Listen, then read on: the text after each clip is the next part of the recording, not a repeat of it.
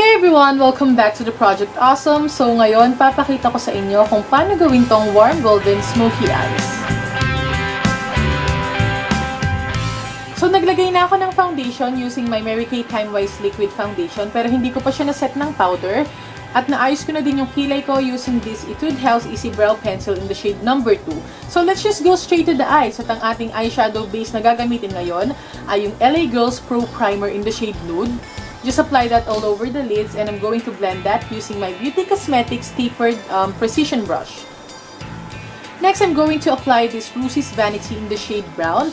At ito ang magsisilbi nating transition color. Just apply that on your crease area using a blending brush and then blend out the harsh edges using a bigger and fluffier brush.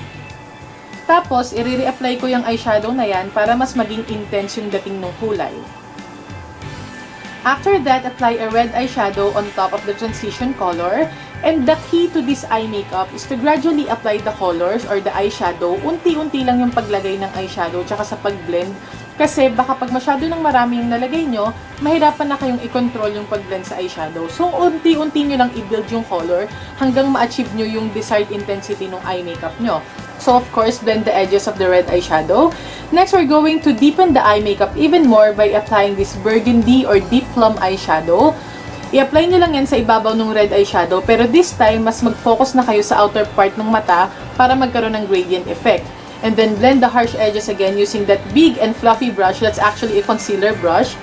After that, we're going to deepen the crease even more or to deepen the outer corners even more. And we're going to use a dark brown eyeshadow with a pencil brush. I-apply nyo lang yan dun sa outer V ng mata nyo para mas maging deep yung dating niya at para magkaroon pa ng gradient effect. So, I'm just blending that using a clean blending brush. At pagka binlend nyo, hanggang dun lang sa may bandang gitna ng crease area nyo, like so, kung paano ko ginagawa dyan sa screen. At ulitin nyo lang yung process or yung step ng pag-apply ng dark brown eyeshadow hanggang ma-achieve nyo kung gaano nyo gusto ka-dark yung maging dating ng dark brown eyeshadow. So, gusto ko mas dark siya kasi para makita yung gradient effect. Next, we're going to apply the red eyeshadow dun sa edge ng eye makeup para magkaroon ng konting warmth pa. But of course, i-blend nyo yan using the same big and fluffy brush. At kung na-overpower masyado ng red eyeshadow yung dark brown, i-reapply nyo lang gaya ng ginagawa ko. So after that, we're going to apply this gold eyeshadow from my Victoria's Secret Metallic Eyes Palette. And I'm applying that dun sa empty area ng lids using a shader brush. Huwag nyo masyadong i-overlap yung gold eyeshadow dun sa dark brown eyeshadow nyo, pati sa crease area nyo. But of course, i-blend nyo lahat para mag-merge sila at magkaroon nga ng gradient effect. Now, I'm just lining the upper lash lines using this Maybelline Gel Eyeliner. At ang applicator na gamit ko dyan ay lip brush kasi maganda siya sa pag-apply ng liner. At nag-create lang ako ng winged line ngayon para sa cat eye effect. So, while waiting for the gel eyeliner to set, i-highlight ko muna yung brow bones ko using that highlighter from my BYS Contour Trio. And then, I'm going to set my foundation na using my pressed powder, my Peri-Pera pressed powder para sa eye area. At dun sa other parts naman ng face ko, ang gamit ko ay yung Maybelline Clear Smooth All-in-One pressed powder. Now, balik naman tayo ulit sa mata. So, I'm just lining here my waterline using this Fashion 21 black eyeliner. At gagamitin ko rin yan para i-tightline yung eyes ko. Ayan. Next, we're going to smudge the lower lash lines using this smudger brush and the same dark brown eyeshadow. Sorry, medyo nabubulol ako. So, yan, smudge nyo lang para magkaroon ng sexy effect. And then, sa ibabaw nun, i-apply nyo yung same red eyeshadow for that hazy effect. At para magkaroon pa ng konting warmth.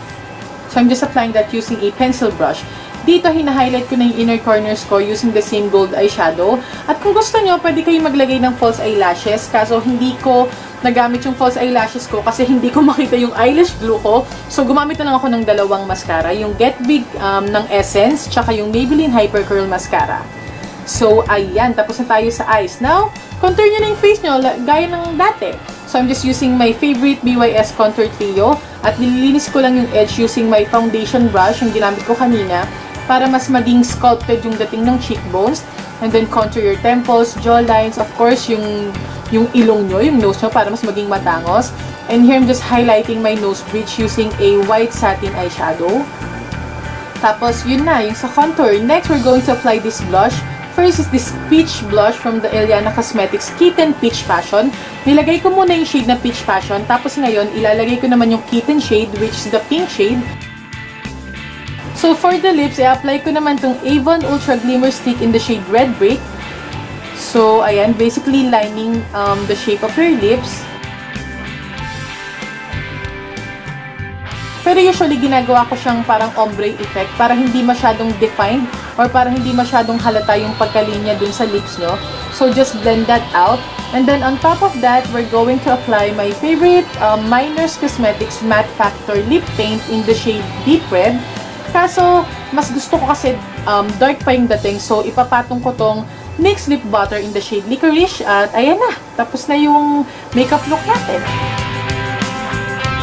So I hope that you like this look, and if you have any other questions, just comment below your questions, and I hope to see you in the next video, you guys. Stay awesome and accomplish your mission. Bye!